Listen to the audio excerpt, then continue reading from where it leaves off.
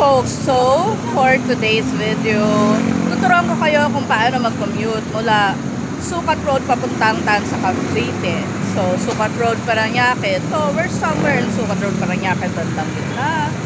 Then, time check tayo. It's 8:14. So, yan, makikita nyo naman, Kabiasnan.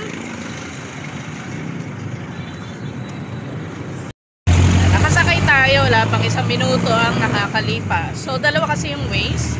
Merong Kabiasnan, tapos sasakay ka ng Zapote, tapos pwede ng Milik. So, dahil nga Kabiasnan yung una natin nakita, ang sasakyan natin ay yung Kabiasnan pa Zapote.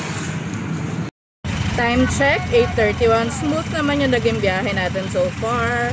Kaya nga lang, medyo may jam dito sa may palikunan ng Kabiasnan, sa may Macdo.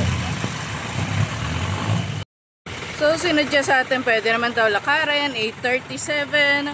Naglalakad tayo, papuntang Jollibee. Malapit lang daw eh.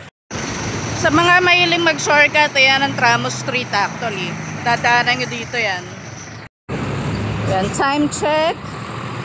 It's 8:41 and nandito na tayo sa corner Quirino, corner Victor Medina. At ayan si Jollibee.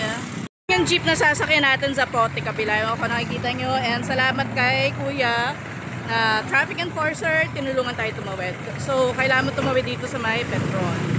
Hindi ko alam kung nabanggit ko, pero yung binayad ko sa jeep kanina 12. Now, ang ibabayad naman natin ay tumatanggiting na 17 pesos lang hanggang SM Bacoor. So, how lucky ang nasakyan ko yung merong may imus. Hindi lahat ng Zapote kabila may imus, no? Okay, so yan, how lucky yung naka-tigil ngayon. So, pwede nyo palang sakyan niya, mas okay ito. Kasi at least sa Bacoor, SM Bacoor na kayo makakasakay. Diba? 29 pesos ang SM Bacoor. Ang galing. Today I learned.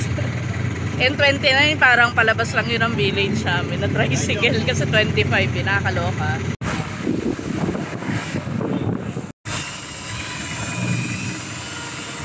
So, time check, 9:16 AM. Actually, sumakay na ako agad ng Tansa kasi sinadjust ni Manong sa jeep na bumaba na ako kaysa daw doon ako sasakay sa Bacoor. So, ayan na siya, Tansa. Dire-diretso na to. And, tanongin natin si Kuya magkano. Kuya, pag papuntang SM Tansa, diretso na to or diretso na to dadaan. Magkano po? 35. Oh my God, 35 lang. So imagine, na nagagastos pa lang natin sa pamasahe, 35 plus 29, nasa 64 pa lang. Alam niyo naman, ang pinagastos ko pag ako'y nag-aangkat, bago tayo sa Makati, wala sa amin, diba? Nasa 200 something. Ito, Zeus, sandito tayo, makikita niyo may mga arrows, iba-ibang routes, kasi ayan, malapit tayo sa intersection. Time check, 9:34, nasa bandang Kawit, Cavite na tayo. Actually, sabi sa akin yung actual Kawit daw sa kabila. But nakikita actually yung mga address dito, nakalagay Tabon something, tapos Kawit. So I guess, nasa Kawit talaga tayo. So ang galing, nakakatuwa kasi halos 1 oras pa lang nakakalipas. Imagine nyo, from Parañaque, nasa Kawit na tayo. At ang nagastos lang natin ay 64 pesos. Time check, 9:48 AM. Nandito na tayo sa bandang Robinson's General Trias. Hindi nga lang makita, masyado. Ayan, pero nakita nyo naman yung red na logo, diba? Dami kasing puno, which is good. Ayan na, logo. So, time check, nakakatuwa, 9:56 AM pa lang.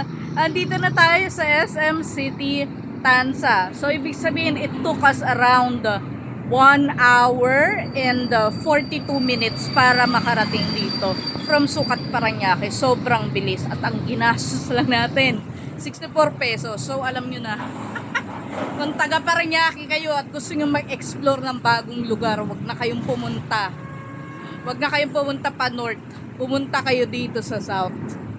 'Di ba? Kasi ganun eh, ang mura lang, tapos fresh pa yung air. Ang dami nyo pang makikita na usually hindi nakikita ng iba kasi nga karamihan nag-explore pa north eh. Hindi ko alam ano meron at punta ng punta ang mga tao sa north.